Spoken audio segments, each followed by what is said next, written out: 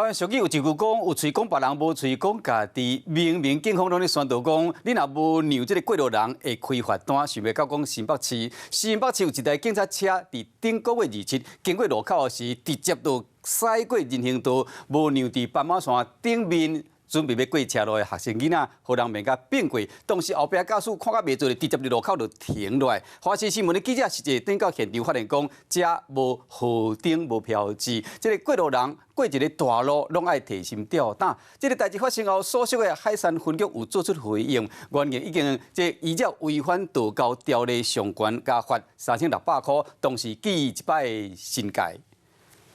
看到两个囡仔排册包手牵手徛伫咧路口，唔敢点动。想到头前一台警察车，顾家己要正越，佮停伫咧大路线顶，无先让囡仔行过去。后边车看袂做，经叫两个囡仔赶紧过大路。重新回到现场，原来这里没有任何的灯号标示，行人如果想要通过马路，都需要左顾右盼，等到没有车辆通过，才能顺利通行。因为这边的方向的整个路只有这个是路口，再来就要等到那个红绿灯的地方。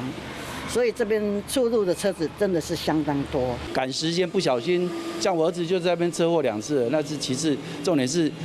你自己要小心啊。最近定定传出车无先让人行过发生意外，但是顶好是青灯，民众都优先通行权。 轿车若是硬驶过去，或者是到着大路线，地方罚1000到3000来罚款。前面警察驶巡逻车违规正办，单位嘛依照道交法第48条改开罚，同时嘛记新改一摆。将持续加强同仁教育训练，宣导驾驶巡逻车辆时，也应该要遵守交通法规。因为警察车当时无弹警铃声，民众拢认为无紧急勤务要做，也毋过无先让人行，行为就真正是做唔对。